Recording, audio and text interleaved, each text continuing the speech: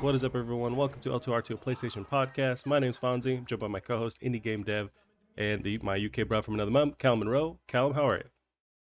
I'm good. I'm comfortable because can't see, but I've got a sort of a new chair, so that's nice. I don't have the looming danger of death over me the entire time I'm sat here, so it's nice to not be sat on a death trap anymore. Yeah, that's nice to hear you're upgrading because that other chair was just always slowly like Yeah, going down and was throwing yeah. you off of This one's it. got That's all the good. wheels and everything as well. Every single one of them still on, so that's Look at good. that. This year's turning up for Callum. That's awesome.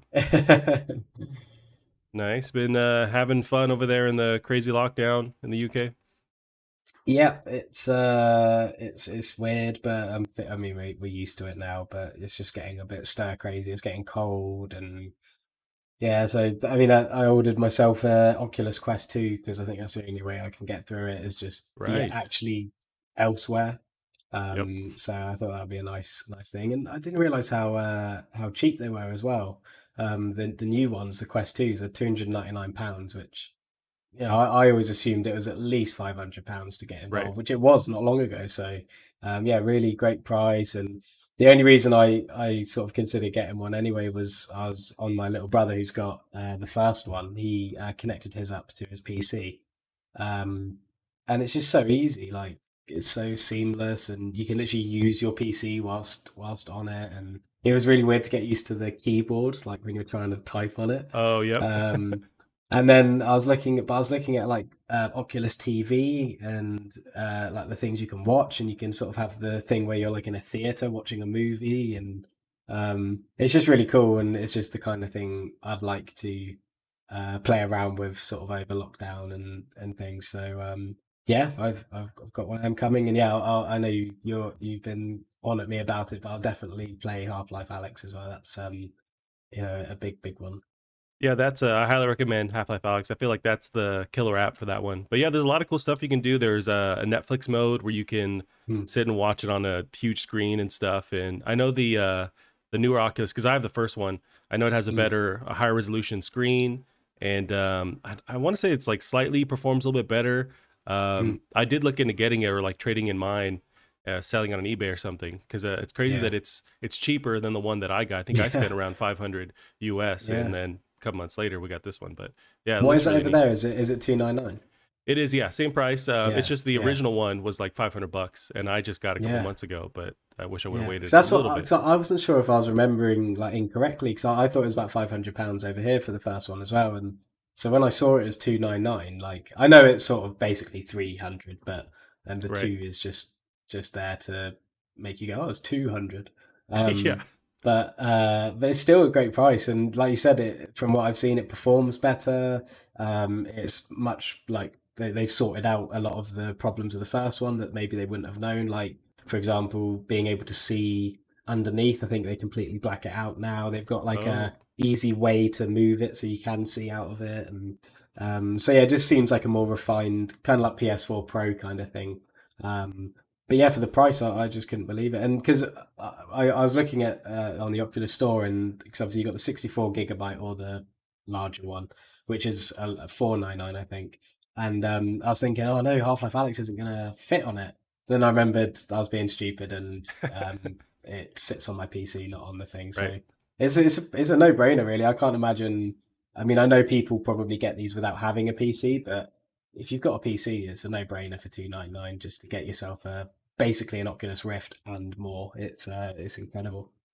Yeah, it's such an easy way to get into VR or a cheaper way Yeah, rather, and I think it performs well. Like I played the entirety of Half-Life Alyx on the Oculus, and it yeah. ran awesome and good enough, and the hand tracking is still there, and the visuals Mhm. are still there.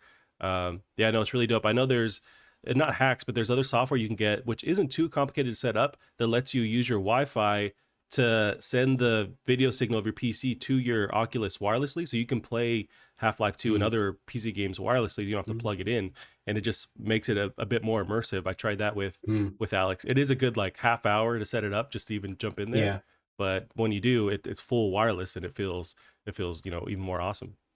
yeah. I'm one of those people that because when I had the PlayStation VR, I liked just playing 2D games in it because it still gives you a screen, like a virtual screen, and Right. it's very much like the Microsoft HoloLens, which is mixed reality, where you can sort of put things in your actual view, like through the lens. And people just have Netflix sort of on their wall. I quite like just being able to have the headset on as my sort of monitor and play games through it. I did that sort of sometimes on the PlayStation one, so yeah, I'm really excited to get one, and yeah, they're just so cheap for now, and I just don't. I think everyone should get one, really. Yeah, it does great for just spreading the word of VR with having these Mm. cheap headsets because that's the battle is getting enough people to adopt it so that developers will make bigger titles for it, and it's this Yeah, it's chicken or the egg kind of situation. But I think this is really helping. Apparently, it's selling really well, and it's super cheap. I mean, it'd be cool to flash forward 5 years from now when there's a lot more of these out. We have a PSVR 2, and it's just overall yeah, it's all cheaper for everyone to jump in, and it helps the whole yeah. VR industry. And I think that's an interesting segue, is to say how is this going to influence the PlayStation VR 2, because the PlayStation VR was at the time the cheapest entry point to VR, and it still is very well respected in the sort of VR space because of how cheap it was for its time, and how well a lot of the PlayStation VR exclusive experiences like Resident Evil 7 played as well, which I didn't realize was PlayStation exclusive till the other day. Um, so I think it'll be interesting now how the landscape's changed, and Oculus Quest 2 is £299. PlayStation VR 2 will have to, adjust, and probably have to aim for being the cheapest experience again. So it'll be interesting to see what those prices are when it finally gets announced. Yeah, I'm hoping they take enough influence and they're able to replicate what the Oculus does, where it's something that's standalone or can be standalone to where you don't have Mm, to plug it in to the PS4 or PS5, but you get higher fidelity if you do. I don't know if they can nail that, if they can take the internals of the PS4 basically and shove them into the the actual headset. I don't know how you would do that, but I know the PSVR has its own like separate module that apparently does processing too, and then it goes into the PS4.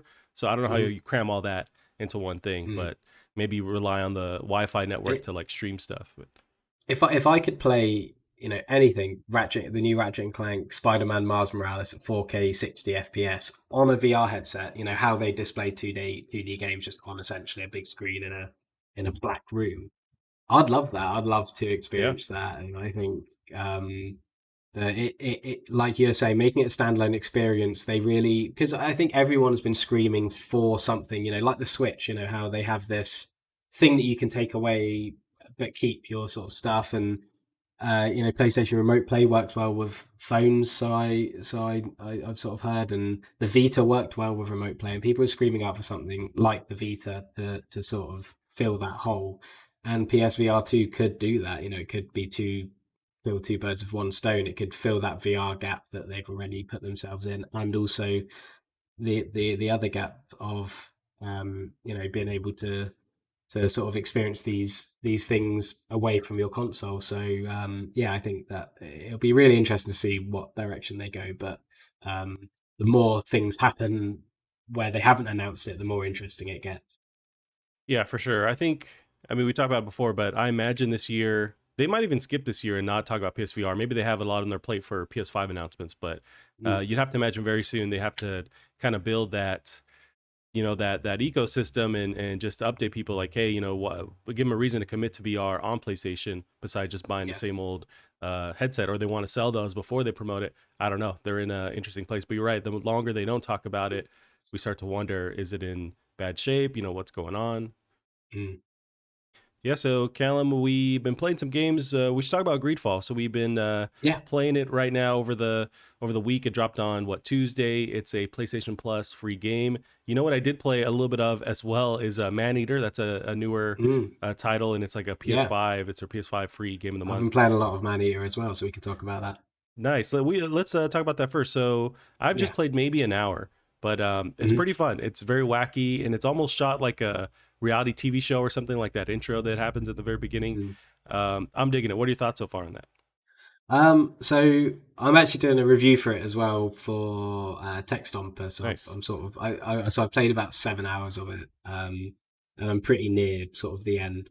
And yeah, I like Tripwire, the guys who make it. They make Killing Floor and Rising Storm. They make really good games, but I don't know. I don't really like Magneto very much. I think it's it started. I don't know about you because it'll be interesting to talk to you about it if you're already an hour in. Because for the first couple of hours, I really liked it. I thought, I was kind of interested to see where it was going to go, and I actually found it quite difficult. I thought enemies like the alligators and some of the barracudas and things, they attack really wildly and they're really quick and unpredictable, and the combat's actually quite hard. So you want to try and level up and evolve, and I found that quite satisfying and everything. But when you get about 3 hours or so in, and you get to like adulthood or whatever, you just nothing ever even comes close to bothering you again. Like the Mm, first time I met a great white shark, I could just straight away shake it around in my mouth and just kill it like it was nothing. And that's fun and all, but it happens way too early. Like you get to max level before you've even explored like half of the whole map. So when you're halfway through the game, you're already maxed out, you already kill everything instantly. So you have like 10 hours of this game where you're just going around tapping R2 on everything, and everything is just like just too easy. And so I don't know, it was really strange because I felt like it was progressing really well, like it was difficult and made me want to grind, and the combat was actually interesting because it was difficult, and but then it just completely disregards all of that and just gives you all the power you could ever want. So, um, mm. but yeah, it'd be interesting to see how you feel, whether you have the same experience. But yeah, it's definitely an itch scratcher. It's a nice collectathon kind of game, and but yeah, I'm mostly unimpressed with it. I wasn't too keen. Yeah, I so about an hour in, and I think that hour for me is really just me kind of foreseeing that the gameplay can get repetitive. I don't know. I guess it seems like for your playthrough, Mm. it improves, and you kind of that itch becomes scratchable where you want to actually upgrade Mm. and continue on. But for that first hour, I did feel like I wonder if this gets stale, fast, or if this is something I Yeah, can dedicate hours to. But um, yeah, yeah, it's I'm too early on to know how I feel about it. It is a cool idea. The combat's fun, but yeah, I kept playing and wondering, it's like, if am I gonna want to play this for hours? It seems like a yeah. little bit of a repetitive kind of thing, but I do like how you're right, the enemies are tough at first, especially the humans. Mm. They can kind of flank you, or it seems like they just throw a bunch at you, and they have their various weapons, and then Mm. the stuff in the waters is no joke either. And yeah, it's cool. It's just I don't know if I'm gonna really spend a bunch of time with it, but yeah, it just seemed a bit repetitive, but it is Yeah, a really cool idea, and it reminds me of years ago playing on the Sega Genesis, playing Ico the dolphin, and yeah. it's just it's almost like that, but with an actual, I don't know, gameplay. Of course, that was 2D, but yeah, no, it's cool, and it's the writing seems fun and wacky and weird. I do like that part of it, but I just don't know how much time I'll dedicate to it. Yeah, and it looks awful. It is It's not a good rough. looking game. It looks really bad. It's quite buggy as well, and yeah, I don't know. It's just really disappointing for someone who loves Tripwire's games as well, and somebody who wants to see another Killing Floor or something. It's just such a strange game. I don't know why it was made. And this is one thing as well that sometimes, like, I've played it for about 7 or 8 hours, and just the entire time I'm just like, I don't know what the point of this game is. Like, there's just Yeah. no point. I'm literally just swimming around pressing R2. That's all you do through the game is you press R2. Like that, Mm. like just bite everything. Like even when you find landmarks, you bite the sticks. Even when you find license plates, you have to bite them, and like literally your finger gets tired because you're just pressing R2 especially when you're like fighting with the hunters as well. And it's just so directionless, and yeah, the writing seemed like wacky at first, but then you just hear the same lines over and over, and the jokes get stale. There's a bloody Nickelback joke in it, and it's like it's just such cringy, old, dated, just kind of jokes, and they are normally funny, like Killing Floor's really funny, and so yeah, I just think it's really disappointing, really like directionless. But when you get further in, it is very checklist collectathon. I mean, to the point where every single place you go to has the same collectibles, Mm. like categories. So it's very repetitive and exactly the same. But if you do have that kind of, I'll just complete all the areas kind of scratch that you want to itch, then it is a decent go at that. So, 12 hours or so. I see. Yeah, maybe my thoughts will change, but yeah, it'll be interesting to see Yeah. your full review there on Tech Stomper. So, in addition to Maneater, I've been playing a bit more of this one of GreedFall, another Mhm. free PlayStation Network or PlayStation Plus game. And so this came out 2019. The developer is Spider or Yeah, Spiders, I want to say. spiders. Yeah. What are your thoughts on this? So I'm about, I want to say 6, 7 hours in, and I'm overall liking it, but I don't know if it's one of those things where I might just have like a high drop off rate for games, where Mm. it's almost not unique enough.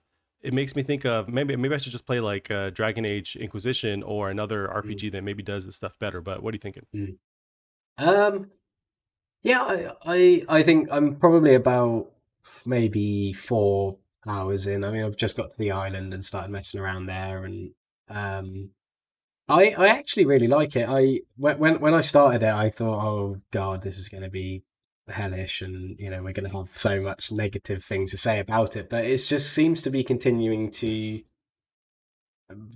give me things that I enjoy and that I like, and I think visually it's a really weird game because the characters look awful. I don't know whether you feel the same, Yeah, but I'm wondering yeah. too, is that because so it's a French developer? I wonder if, and I haven't played around with the settings, but I wonder if that Mm, facial animation is supposed to be in French and they just kind of said, ah, it's mm, good enough for English, but it's off and it's like mm. obviously off. But yeah, I was wondering Yeah. that.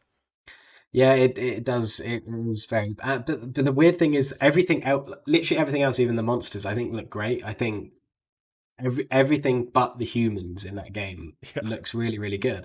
Um, and yeah, I'm really enjoying it. I think it's a bit stuttery sometimes, but the loading screens are completely instant, which I've found, and which is really nice, especially in an RPG like this. I think double A sort of kind of clunky RPGs like this probably have really long loading times normally, but so it's nice to just have that sort of gone. But yeah, I'm liking it overall. I don't know about you, but I think it has some pretty cool ideas, especially when it comes to that solving quests. I like the crafting system. I think it has a really, really deep, role playing system in how you level up and the things you can do and the things you can unlock. And the crafting system's awesome. Honestly, one of the best crafting systems I've seen in an RPG in a while. Really easy to understand, and sort of cosmetically it works really well as well. It's very detailed. So yeah, it's impressed me. I can see it maybe getting a little bit long in the tooth sometimes. A lot of the quests are a bit, there's always a problem when you get to the end of the quest and then it just extends on. You got to go see someone else. I can see that getting a little bit uh, annoying, but other than that, yeah, I'm quite enjoying it. yeah. I was surprised that I enjoyed it to the degree that I did.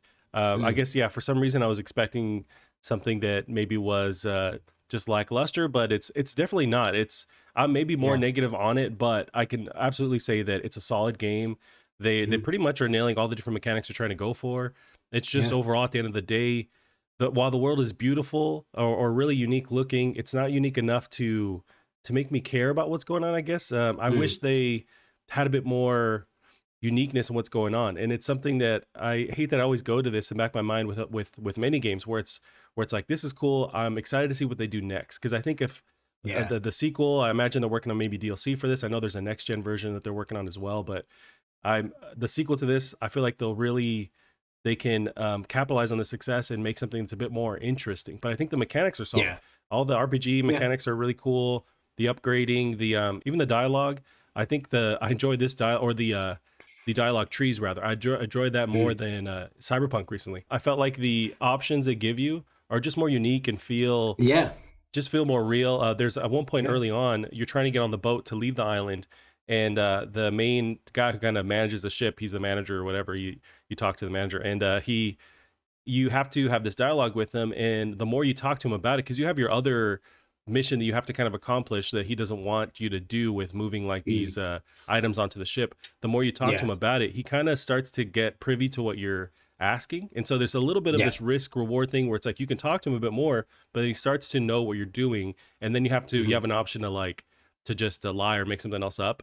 And I really like that. I wish more RPGs Mm, would do that, where there was a bit more risk in talking to people. Other games will yeah, do that, say like Fallout, where you have to have your various ability up to even like ask a question for it to succeed. They have that here, but I want to see yeah, more of that, where it's a bit risky talking to people. You kind of show your cards if you do. I really yeah, dug that part of this. And yeah. what about the combat itself? How are you liking that? So the combat, I don't know whether I'm still not at the point where I really know what I think about the combat, just because I'm not very good at it. There was a point, I don't know whether you were whether you've done the side quest for the native merchant. Oh Um, yeah, and you want to that he's been arrested, or his cousin's been arrested and taken to the fighting pits or something. So I was like, okay, so I went in there and chose the option to jump in and try and help him, and all the enemies were like way over my level and just demolish me. And I find the gun seems quite overpowered because I nearly beat them my first time, but I ended up using all my ammo. Um, but yeah, the gun seems like a sort of a good option. But yeah, I don't know. I think I need to play a bit more, get a bit more used to it, get better at it. And but yeah, I think it seems interesting. I think the armor mechanics seem cool. The unbalanced thing. There seems to be yep. a lot of ways for you to do different kinds of damage, which seems quite nice. I haven't played around with the magic yet, but that seems like that's an entirely additional thing which may change the combat for the better or worse. But yeah, I think it seems good. Yeah, like I said, I just need to play a little bit more, but it seems fairly solid to me. There's a point where playing through the game, and just the visuals, they caught me off guard, where they do look really good. There's times where the actual characters themselves, when you go into that kind of one-on-one conversation, you see the textures aren't really that fleshed out, but then the Yeah, world around you is really yeah, dope looking. I really dug yeah, how they just the high quality in the world around you. mm, yeah, Yeah, it's just I wish it was a bit more unique. Sometimes the color palette is a bit kind of almost mm, like what, like PS2, Xbox era, where it's kind of gray or brown yeah, washed out. yeah, But once you get to the island, it looks way more unique. I'm running around the mm, island just on my own, just running around trying to fight enemies. And there's definitely some overpowered enemies. There's these bears that are like mm, bear wolves, and yeah, they're nuts. I'm surprised. And I think it's one of the things where, because we dedicated to play this game, I'm pushing myself to play through it. But it's not like mm, I have to push myself. It is fun. There is right, yeah, something there to yeah, bite on. It's just yeah, if I didn't have the need to play, maybe I would have quit a bit early on. yeah, But I'm glad yeah. that I am playing through it. Yeah, I don't think I would have even started it, to be honest. I think sometimes it's nice to give yourself a reason to push through perhaps that bit that normally you wouldn't play, because I think every game, or every sort of at least average or above game, as long as you play it for long enough, you'll end up enjoying it, because you'll just get used to the mechanics and the patterns of the game and everything. Um, so I'm just hoping that it doesn't get repetitive, or anything like that, which it might do, because that could be the one thing that makes it difficult to sort of sludge through. But it shouldn't be too bad. I mean, I'm quite interested in the story as well. I think the story seems quite cool. I like the background of the character you're given. I think being like a legate is the sort of person or a legate or whatever, the person who sort of handles relations with your kingdom or whatever, or your republic. I think that's quite a cool sort of background, because there's lots of different ways you can build a character from that, and I think I was quite lucky. I thought the character creator wasn't very good, but whatever I ended up creating actually sort of fits sort of the voice quite nicely, and I actually quite like the sort of character I ended up with.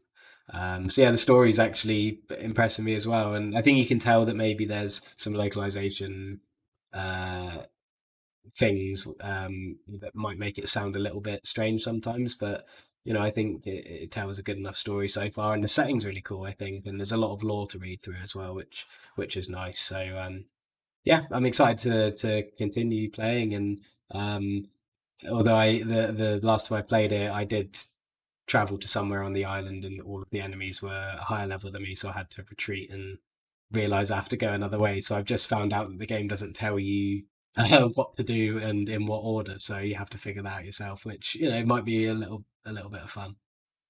Yeah, I ran into some roadblocks where I wasn't quite understanding where they wanted me to go, or the fact that when you, at least when you're on the island, when you're traveling, there's almost like this in between hub where you can kind Mm. of work on stuff. You can, there's a merchant there, and then you go Yeah, further. But yeah. there's times where they want you to leave, but it's, you have to trigger something else. And I also wasn't seeing that Mm. the map expands further, so I wasn't seeing these other little Yeah, markers that I could travel to. And I spent a good yeah, hour just kind of dealing with that. But you're right, where it yeah. doesn't, there's times where it doesn't hold your hand where I wish it would a little bit more. But yeah, I mean, overall it's solid. It's a good game. It's like I can't really complain about it. It's just for Mm. some reason I wanted more. I just want them to maybe dive into their not their story, but like figure out their unique path to make this stand out from other Mm. games so that Yeah. it impacts you right away. I think that'll help with their success with this game going forward, is that you see this and it looks like a GreedFall game, like you're on board.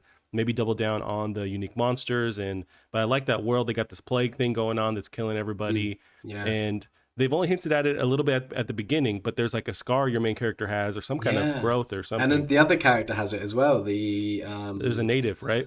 The native, she Yep. has the same mark. Yeah, yeah. There's definitely some, little claymores being placed by the story, which I think we'll probably run into at some point. So yeah, I'm hoping that there's enough twists and turns to keep it exciting. But yeah, I'm definitely invested at the moment. I love the idea of like a new island being settled by three separate sort of factions, and you're the neutral faction. And because it's already, even at the very beginning, it gives you all these choices that will impact your relationship with those Right. alliances that you have. And I think that's a really fun storytelling device to put you in the shoes of this person who has the power to influence those relationships, but you're serving a higher person that you need to keep happy as well, kind of thing. So it's a very interesting kind of character to play as, which what I said earlier. And yeah, I'm really really looking forward to playing more. Yeah, and at the very beginning, I didn't realize there was anything supernatural going on. I guess, I watched trailers and stuff, Mm. but I guess I was just ready for this kind of, human on human interaction or combat. And then the first time that monster jumps out of the ship, I was like, okay, I guess there's some wacky magic stuff going on. Yeah, And I yeah. really like that. I want them to lean into that and just kind of Mm. show that off more. But that's one thing I find interesting. I want to fight these monsters more and figure out, what the hell is even going on, what's powering them. It seems Yeah, I can imagine you're connected to them somehow with that weird scar. So there's a lot yeah, that I want to figure out. yeah. Overall, yeah, we talked about Greedfall. Been playing anything else? I've been jumping into a bunch of random games lately, but been pretty much filling your week with these games. Yeah, mostly. I've been playing some Grounded as well on my PC, which I'm actually having loads of fun with. It's you wouldn't I can't really even tell it's an early access. It plays really nicely, and it's one of those games where sort of the story is what you make of it. You just sort of have fun experiences, finding new areas, and you have these objectives to sort of help you explore. And yeah, it's a really fun game just to play with, playing with my brother and a friend. And yeah, just running around screaming when we see spiders and trying Yeah, to understand how to craft all these things. Yeah, it's a really really great game. those spiders are terrifying. I know there's a Oh mode yeah. that you can turn them off, right? But Mm. everything's creepy in that game because you're so tiny that they could. It's Yeah, just it's like nightmare fuel. But yeah, it's really yeah. fun to run around. And I tried to get my nephew into it, and he was just like, "Oh, there's no shooting, there's no guns. Okay, I'm not into it." But it's just a really cool game, and this is another. Mm. It's just an example of this great decision that Microsoft has made by acquiring these studios. So they have what Obsidian Mm. is making this. Now Yeah, they have Bethesda. So these next coming years they're going to have some juggernaut games, and I think this is going to turn yeah. into one of those.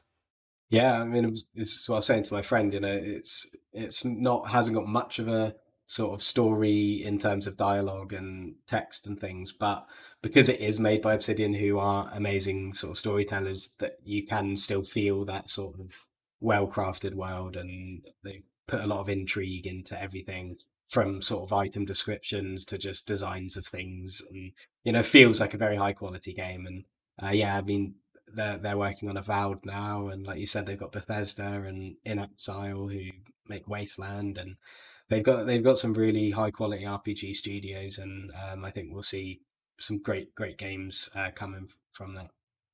Yep, I agree. So Callum, let's jump into some of the news we got this week.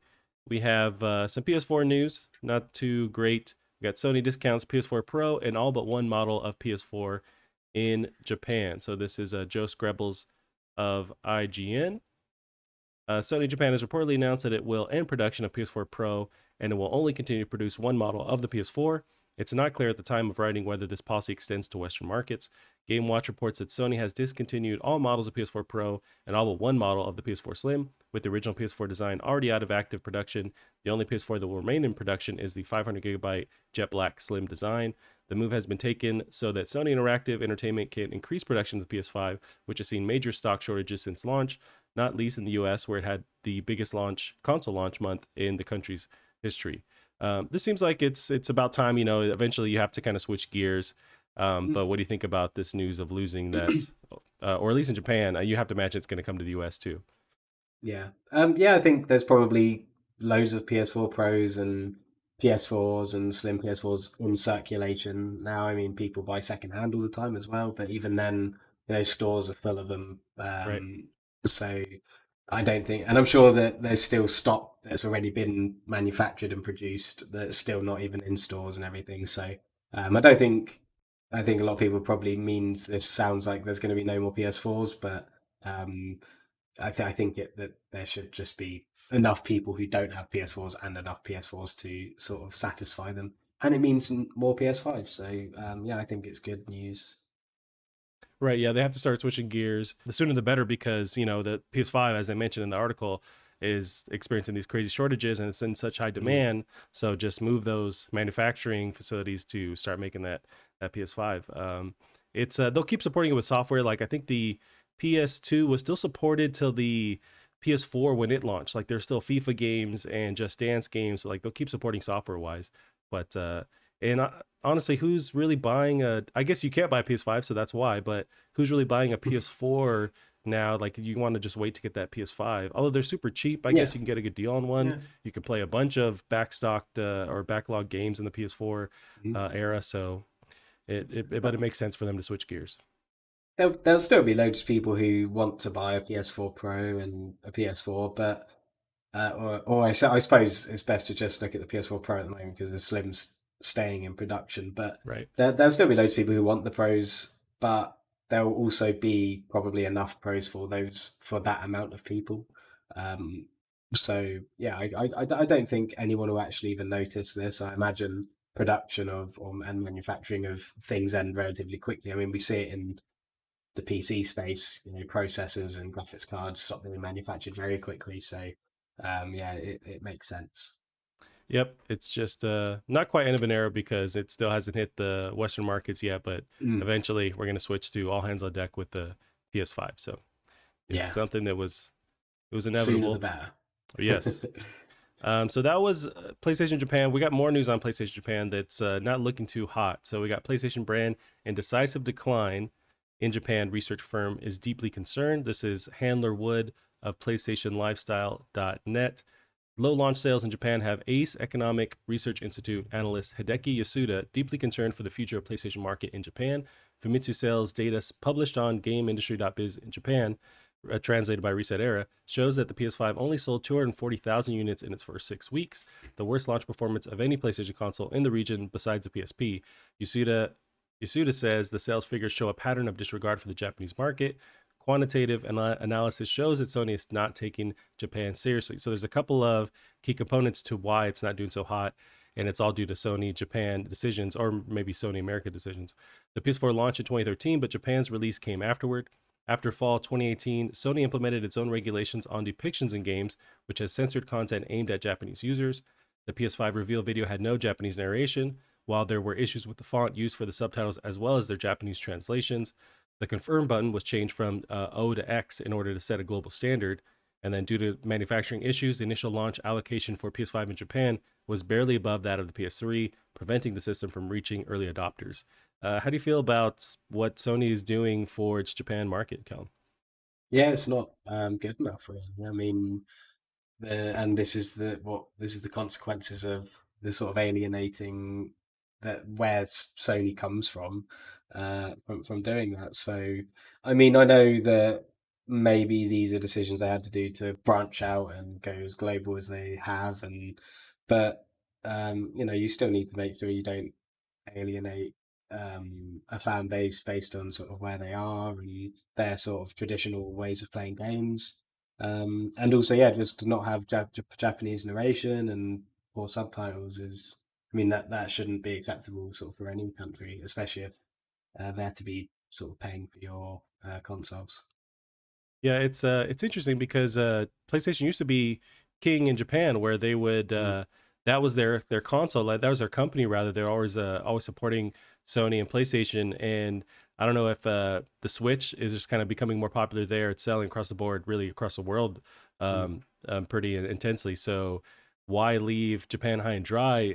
I guess they're just focusing on really supporting America and the UK and just those mm. markets where they're making the most money, but you don't want to turn your back on Japan as well. I mean, that leaves a huge void where, I mean, Xbox probably isn't going to, at the end of the day, isn't going to swoop up that market. They have issues in Japan as well, but you leave Yeah, that gate open and a whole country is left, high and dry when they had such strong, um, just strong legs in Japan early on. So mm, it's weird, but I wonder if it's just kind of following the money and just going towards the markets that are stronger. But they're also, yeah. by not supporting Japan, they're causing that market to not be as strong. So I'm not sure. Yeah.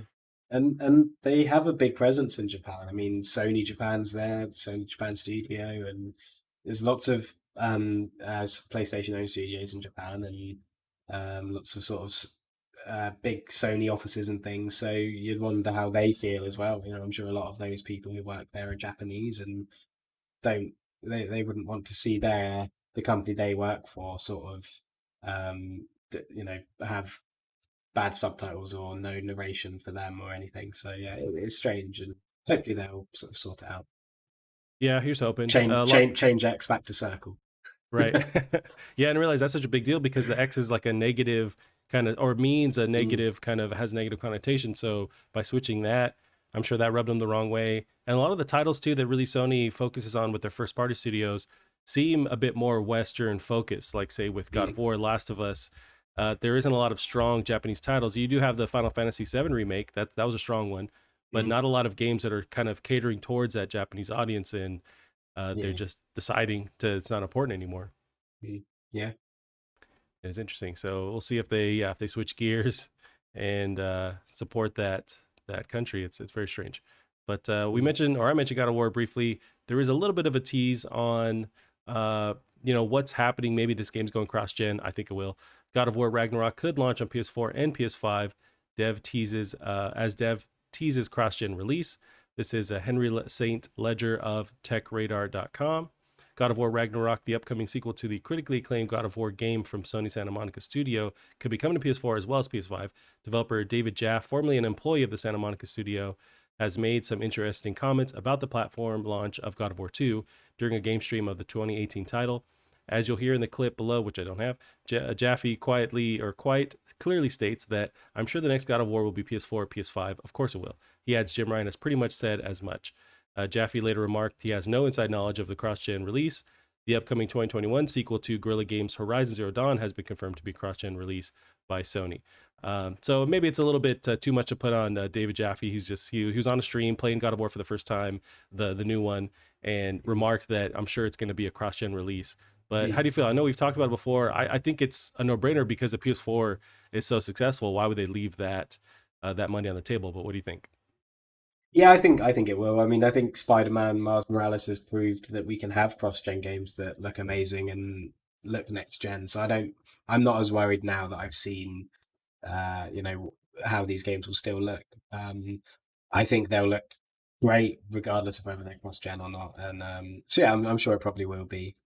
Especially if it comes out this year, which obviously it's been teased to, it'll definitely be Right. cross-gen. But yeah, I need to watch that David Jaffe God of War playthrough because that must be really interesting to watch because obviously he's the original creator of it. So because I remember him saying before that when he didn't want to play it because he sort of had just let he said he just like let Kratos go and sort of do something else, and he didn't want to sort Yeah. of see what he was doing.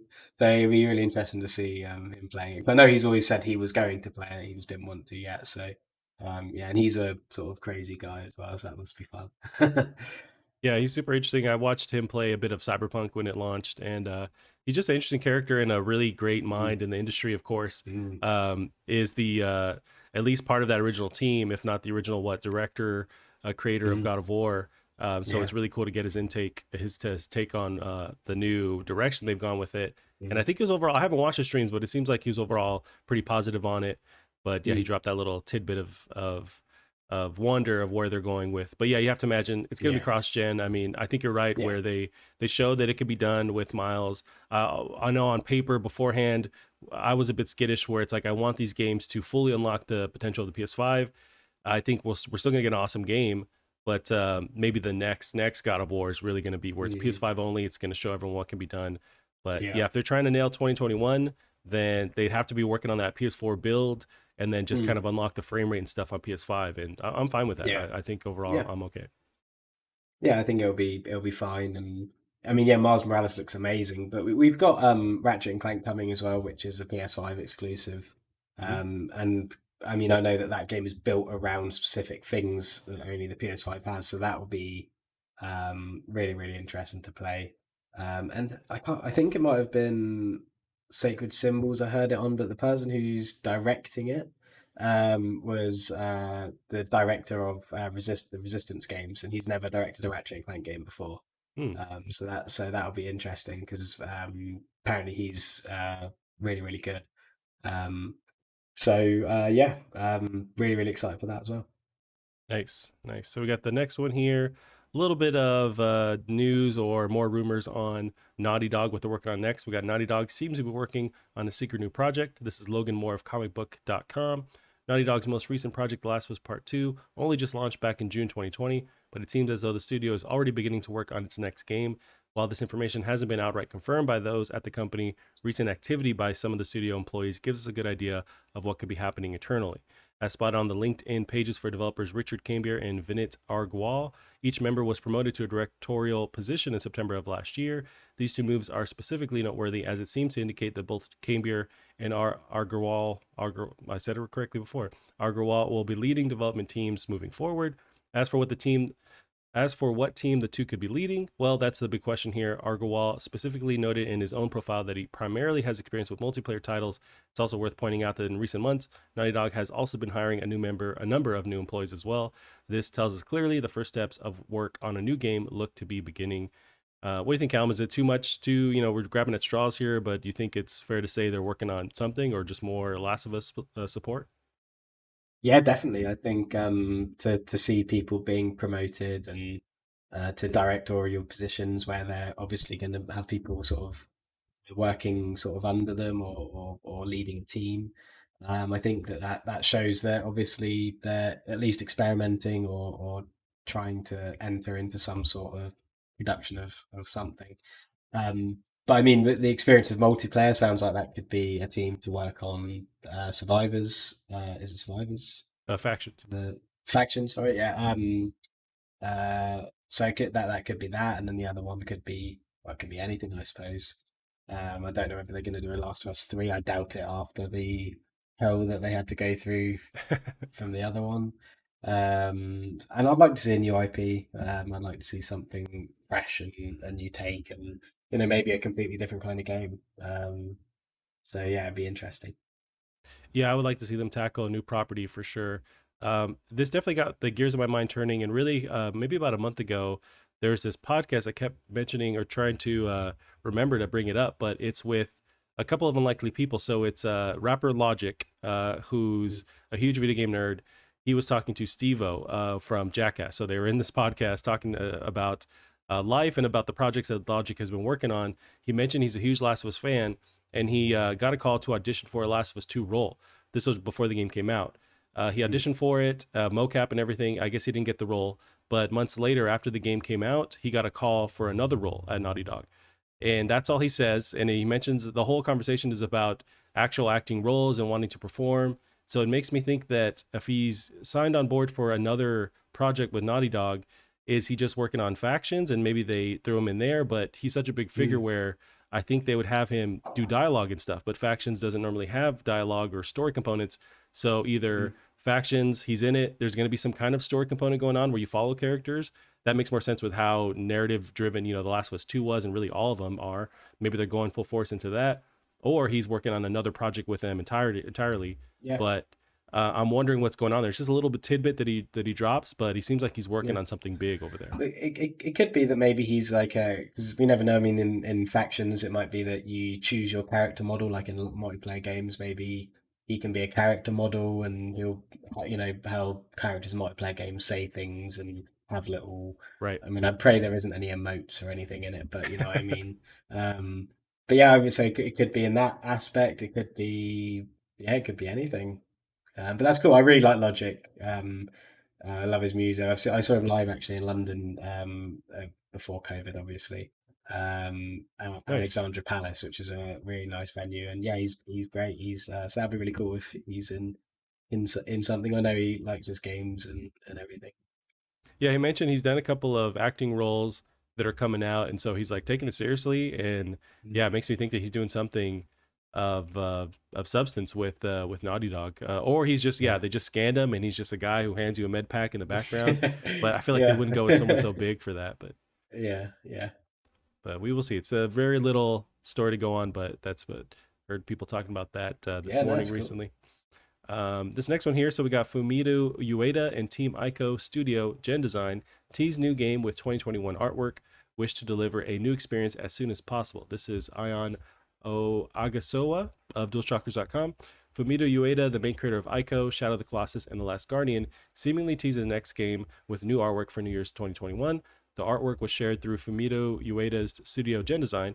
The far right part of the artwork is brand new and not from any of the previous games by Fumito Ueda. It appears to be so using a similar art style as his past works.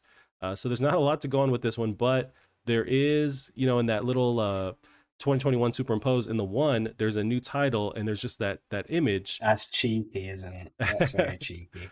It just going by that image, what could you imagine they're going for? If it has that same visual style, you see one character, what could you think, this game would be centered around?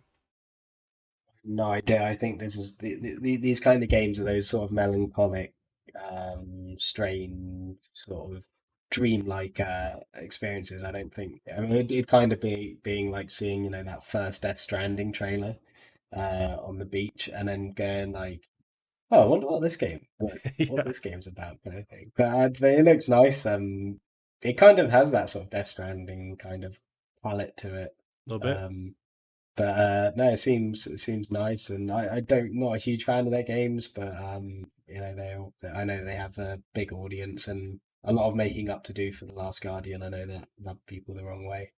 Yeah, So yeah. I jumped into a little bit of Last Guardian, and I could see there's a lot of potential with what they're doing. It's just the AI mechanics with the dog bird thing are kind of fall Mm, apart at times and are frustrating trying to get him to listen to you. But I loved Shadow of the Colossus. I played that remaster 2 years ago and fell in mm, love with it. I never played the original, and man, I freaking love that game. But then once again, they go for these mechanics that are maybe ambitious because they're trying something new, but they do have a lot of holes in them. So there's the issues of just movement in Shadow of the Colossus. mm, Was a lot of was negative for a lot of people. There was the AI stuff with the bird dog thing in the last game that I'm blanking on. But you have I like what they try to attempt every time. So I'm always drawn into whatever their project is, and they always look really cool, just really unique looking, very mysterious. So with this new one, I wonder if are they going for another kind of companion thing because they show the character he's holding on to something. It looks like a rock or some kind of vegetation thing, but I imagine they're going to go for some kind of character again. It looks like maybe that's mm. another buddy, whether Yeah, it's AI driven or not. But I feel like they're going to go with that yeah. same vibe. And it looks like they've got like a poncho on for that nice fluttering Yep. sort of effect, which they have sort of in their games, like the sort of cloak kind of thing. But this has actually reminded me, sort of thinking of weird abstract games. I wanted to talk about because I finished Kentucky Route Zero, Right. I forgot um, about that. and it's a very yeah, it's a just a great game. And I know you said you played a little bit of it, but so I kind of wanted to get your how you felt on it as well. But I just feel like the way the story's told and the choices you have, it kind of feels like you're just completely crafting everything about the characters sort of yourself, and it's just And I think, and even just the way the text is displayed and timed, and it comes out kind of like it's just yeah, it's a very very special game, and it's yeah, very. I'm very glad I played it, and I think it's sort of a must play for a lot of people. I know when you posted that you had finished it, I jumped on PSN and bought the because now they have the entire Mm, collection. The last time I jumped in was years ago, where it was just that first episode, and I mm, forgot everything that happened. So it's cool to jump in yeah, and remember. And yeah, yeah, the game is the story is so mysterious and weird, and all yeah, the dialogue and the characters you're talking to, you yeah, have no idea what's going on, but you want to figure yeah, out: are you being yeah, lied to? Are you in a dream? Or what the hell's going on? yeah. It's there's a story that's also really cool, really mysterious, but also the visuals. They're going for this minimalist Mm, style, but it's still crazy beautiful. It's something that catches me off guard playing it again, where they don't have a lot that they're using, but the way they use the shadows and the color palette and the kind of the way they can focus on scenes, it's just really unique and beautiful looking. It kind of yeah. took me back a little bit. Yeah, it is just amazing, and I think everything just feels so thoughtful. Sort of everything, that everything's been put there for a reason, and like you Right. said, it looks lush, and but yeah, it is very strange, and I don't still to this day don't really understand quite what it meant, but Mm. I just loved the dialogue. It's just such a nice. I mean, even for people I'd imagine who don't like text-based games, I think they would just easily read through this because it is so nicely written. And the guy who wrote it, I need to find out his name actually. Uh, Yeah, but blank on the studio. he was on a podcast. Was it Jake Miller? Jake Paul, I think you got it. Jake Elliott, that's it. But yeah, he's the sort of writer of Kentucky Route Zero, and in his background, I think he sort of did poetry and things, and you can tell there is that kind of flow to everything. And he was sort of talking about on this podcast called Script Lock. Um, and on the episode he's on, he's actually with Tim Schafer as well. So it's a really good one. Oh dang. And yeah, he just talks about sort of the processes that go into the game. So I recommend listening to that after you're done with it as well. It's a good sort of insight into it. Nice. It's interesting you mentioned playing the game and still not knowing, I guess, what the Yeah, overall theme was, or yeah, because I'm playing it like hoping that stuff is revealed, mm, but maybe yeah. it's not the case. But I man, that mean, story is really unique. yeah, and I've started playing through it again to try and get the platinum, and you'd notice so many more things at the beginning and after the end. I mean, they still don't quite make sense, but because you can tell it's just all very metaphorical, and it deals with sort of death and things like that, and so there are certain times when you're like, oh, I think it's more just like you kind of feel a certain vibe from the things that happen, and it can be unsettling, funny, or just nice to look at, and I think that's why it's such a good experience because sometimes you're not entirely sure why you're enjoying this bit of story or why you're so captivated, but you just are, and it's really really impressive. Does it when you're playing this game, and do you have takeaways with your own projects? Because you have this game that you're floating around where it maybe has yeah, I guess it's more not necessarily text based, but focused on the Mm. story, and you kind of get inspiration and takeaways from how they are unfolding the story with the player and how you're going through it. Yeah, massively.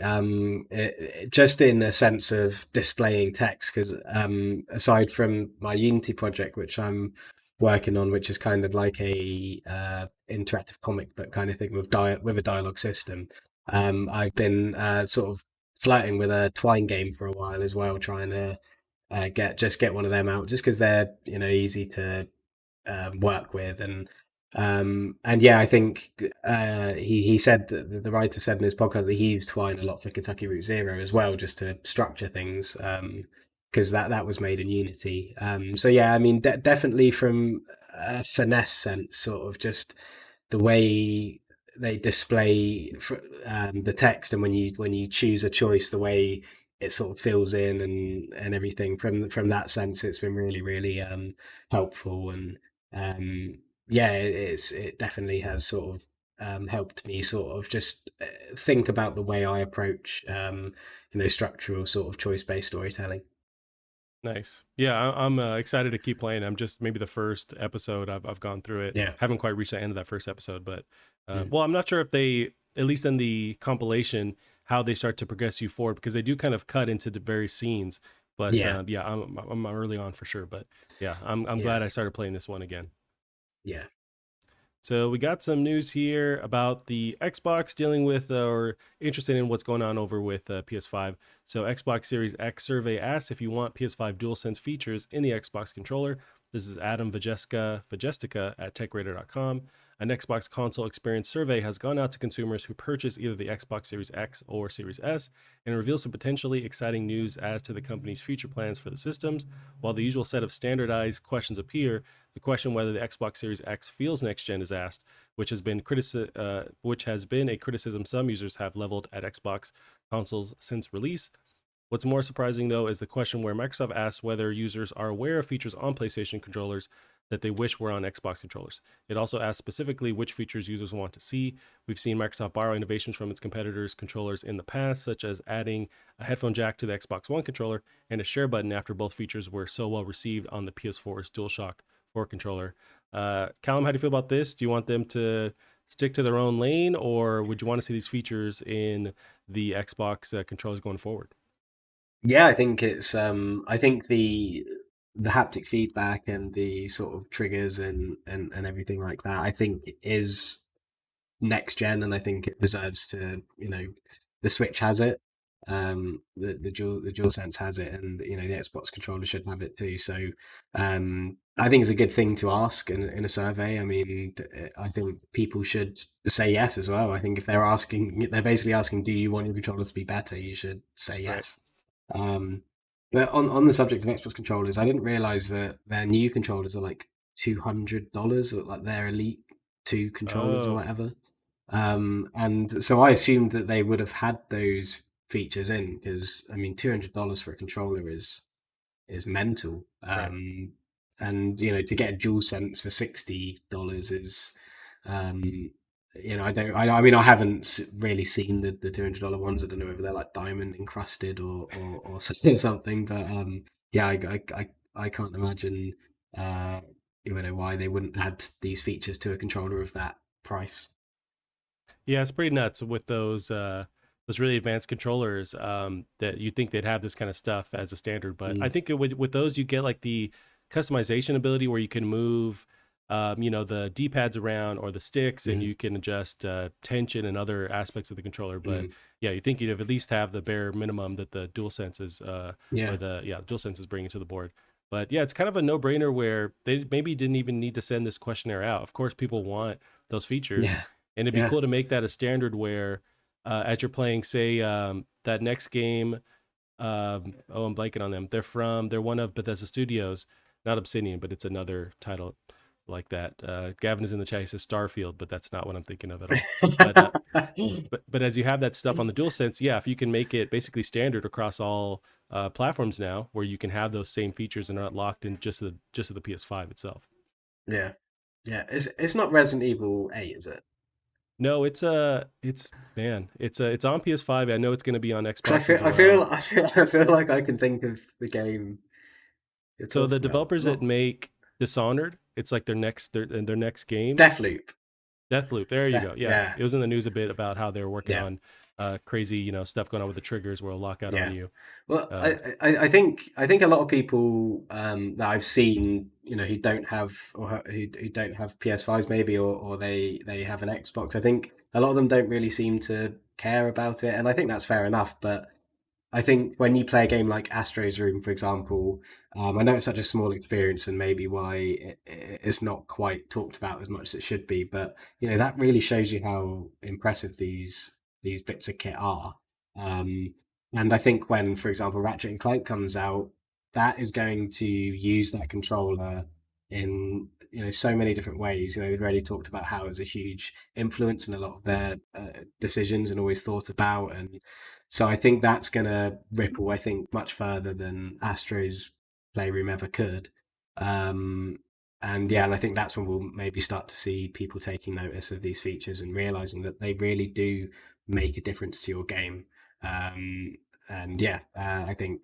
I don't mean to keep sort of talking about Ratchet and Clank, but I'm very excited about it, and it always enters my mind. Yeah, same. No, yeah, I think it's across the board. People want their next gen consoles to have these unique features to separate them. And I have the next gen Xbox controller. I bought it for my PC recently, Mm, and it's really dope. And it's just more of an improved version on that last Xbox controller. But mm, the way they do the textures on the grips, on the triggers, it feels really sturdy and really solid. But mm. also it's just not really bringing anything new to the table. And so Yeah. yeah, I'd love to see them do this, and it just it'll make PS5 a bit more competitive. Maybe lean into those features a bit more on their first Mm, party games, because besides Astro, I mean, you have it in Fortnite, you have it in Spider Man, but nothing that really shows off like what this controller can do besides Astro's mm. Playroom. So I want them to, Yeah. maybe if they're on there, if they have to compete a bit more, they'll kind of actually have these developers focus on that going forward and making sure that it's something special. Mm. Yeah, and they already had pretty good feedback compared to the DualShock 4s. I mean, they had the vibrating triggers and everything, especially when playing like Forza games.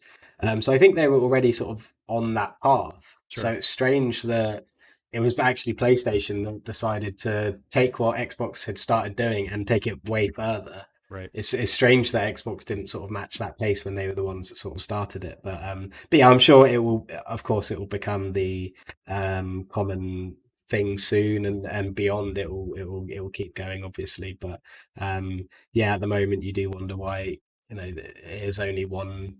Well, I suppose Nintendo can be talked about with their haptic feedback, but you do wonder why Xbox haven't followed suit. Right. Right.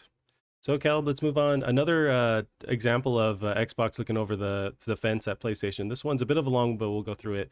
Microsoft took PS2 apart for reference while developing the original Xbox. This is Armina Khan of PlayStationLifestyle.net.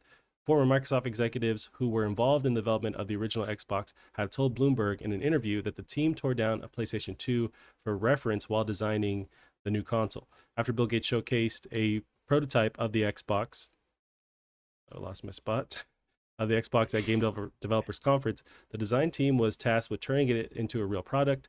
Head of Xbox at the time, Rick Thompson, ended up resigning because he was concerned about the costs associated with the project. Quote, I don't know how you go to work every day where you build more boxes to lose more money, Thompson told Bloomberg while explaining his decision to resign. We'd made plush dolls, mice, and keyboards and reference design stuff, but never a project like this, added Robbie Bach, who took over Thompson's role and became the second head of Xbox. The team then decided to tear down a PS2. In the old days, there weren't companies that did tear down, so we actually had to take a PS2. We took the entire thing apart, put it on a giant wood board, explained to Aaron Greenberg, who still works at Microsoft. We did a whole competitive review, and we went through every component, every piece, and priced it out, and tried to figure out how many screws and how much it cost. Then head of hardware Todd Holmdahl revealed that the team comprised of less than 20 people who were naive about the complexity of the project. This small team not only had to design the product, but also had to figure out sourcing and manufacturing stages. So this it's kind of nuts to see that they, for reference to make the actual Xbox and figure out what to price and components, that they just tore down a PS2. Mm. Yeah, yeah, I think it's the sign of the times, sort of kind of thing. But it's a really, really cool story, and um, it's nice to sort of know that they had these fears and were worried about the complexities of it, and then to see what it's become today. So yeah, it's a cool little bit of insight into it. I think maybe that explains the horrendous first controller, but but yeah, no, I like stories sort of that go behind the scenes on things like that. Yeah, it's kind of surprising to see that they just didn't have everything ready to go. They showed off the initial prototype, and then the team had to figure out, okay, how do we make this thing? How do we make it Yeah, cheap yeah, enough where it's competitive? yeah, And I love the fact they just tore down this thing to actually look at the competitor. What are they doing? How they making everything fit in here? And what are the pricing on the different components? Like it's pretty nuts to get the stuff years later that they yeah, just directly got that influence. But yeah, it's nuts that a company would put so much money down and just kind of like figure it out as they go along with such high stakes. But that seems like that's what they're doing at the time. yeah. Nice. Callum, we got the next one here. This is not great news, but hopefully we're just blowing this up. PlayStation has officially retired the Killzone franchise website. This is Andy Robinson of VideoGamesChronicle.com. A notice on Killzone.com has announced that going forward, visitors to Killzone.com will be directed to PlayStation.com, but no clarification is offered on what it means for the future of the Guerrilla Games series. The official website for the Killzone franchise has retired, the website notice reads. While this change doesn't affect the online multiplayer modes, player statistics, or ranking data for Killzone Mercenary and Killzone Shadowfall, it is now no longer possible to create or manage clans in Killzone Shadowfall. We apologize for this inconvenience. Thank you to Killzone.com's many fans and visitors throughout the years for their enthusiasm and support.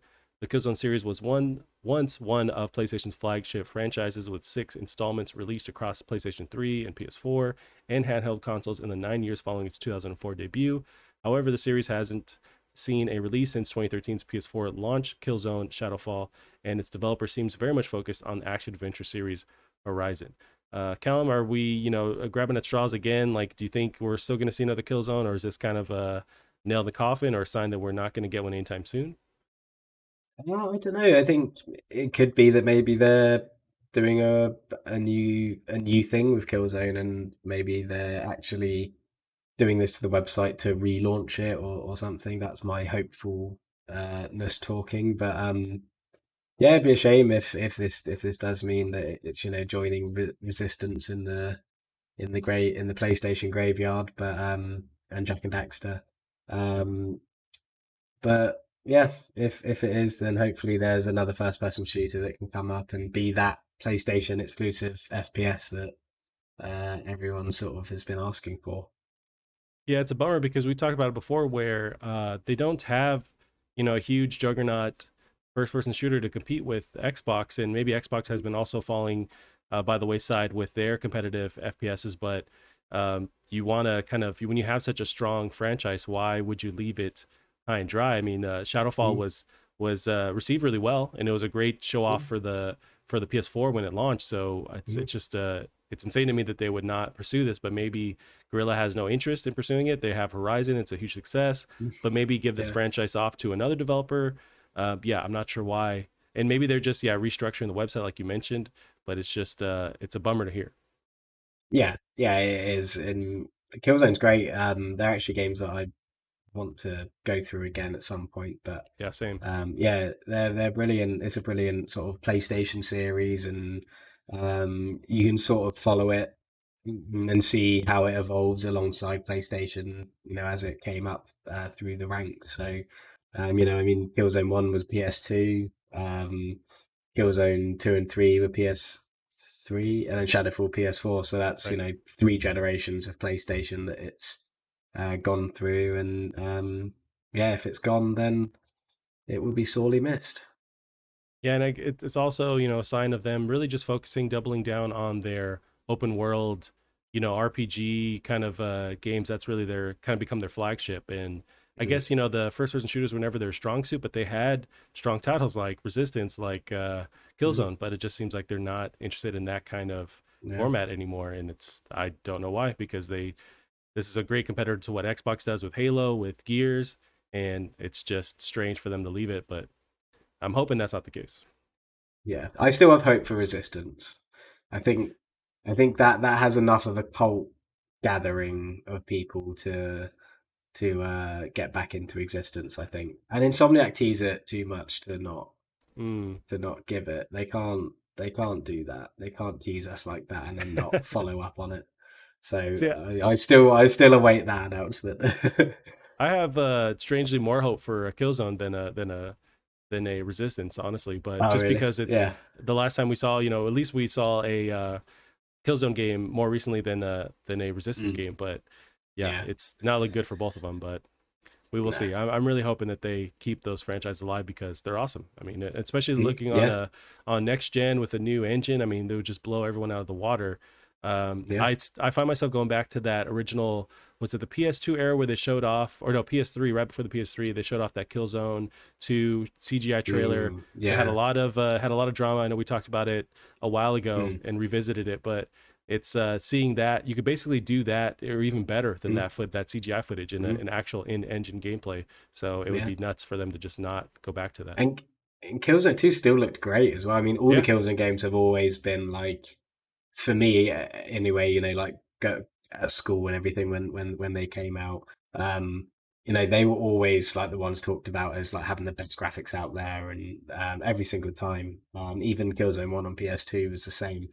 Um, and I think they've moved on. They've got Horizon, and they're still showing that ability to create amazing visuals, and their engines being used industry wide now because of how excellent it is. So if this is the end of Killzone, then I don't mind, because they've moved on to something else, and they're still, at least they're still making excellent games.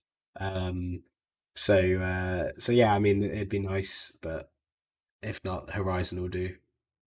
Yeah, I guess with them, with maybe Sony kind of leaving the whole FPS space, do any of their first parties really focus on first person shooters besides what Resistance and Killzone used to do with Insomniac and with Guerrilla? I don't think any other studios No, that they own, anyways, really focus on that. no. I mean, Naughty Dog could fill that gap with their next project. You never know. Um, I think that they would be safe to keep it, at least Uncharted, if they're going to go for a more action orientated route. Um, but you never know what they've got in plans. I mean, I'm sure every single person who makes these decisions haven't thought about this. I mean, I'm sure it hasn't gone unheard of, or I mean, I'm sure they would just notice from following the market trend themselves that there isn't a first-person shooter exclusive to PlayStation. But I think the problem is, like you said, Microsoft let their FPS, well, all their exclusives fall to the side now. So maybe it's just not something they need to explore right now, because there is no competition to even overcome or challenge. So maybe they're waiting it out. Maybe they've got something in the works for when Halo Infinite comes out. Who knows? But I'm hoping that they're not sort of acting that way. Yeah, so it's interesting. My life partner Gavin, he's in the chat. He mentions, I don't think FPS games are as big in Japan, which is why Sony may be steering away from it. While that might have been true in the past, we just talked recently about how it seems like they're also Sony's not interested in Japan, and they're really not making Mm, decisions geared towards that market anymore. So they really, because they are focusing on the West, you think that's why they would even double down more on shooters. But it seems mm. like the third person action games are what's more successful for them. So yeah, they really don't Yeah. have any reason anymore to not support it. But here we are. Yeah, he's right though. I mean, the Japanese people love their RPGs, and I think that's why Nintendo are doing so well over there, because pretty much all of the beloved JRPG series have had new games recently, and they've all been mostly Nintendo exclusive. You got Fire Emblem and all these other games that I dread to try and pronounce, but Yeah. they're all exclusive to Nintendo Switch, and they have huge fan bases, not just in Japan but across the world. And um, I think even if Sony don't have FPS games, maybe it is this focus on shooting games and everything that is making the Japanese people fall out of love with it as well, because there's not a huge amount of difference between Uncharted and a first person shooter. If you think about it, it's still a cover shooter. You're still shooting, gunning down lots and lots of enemies. But so I think maybe that that could be a case for why Japan aren't interested as well. Yeah, and there's kind of popular swings that seem to happen in the industry where at a time there was the big juggernauts were FPS shooters in that 2007 era. Then it has kind of switched to those have fallen by the wayside besides the big dooms that come out, and now it's more RPG focused, third person focused games that are successful, like at Fortnite and whatnot. So Mm. it's just kind of there's these swings back and forth. So maybe we'll switch to something else in this next generation that's more and more popular.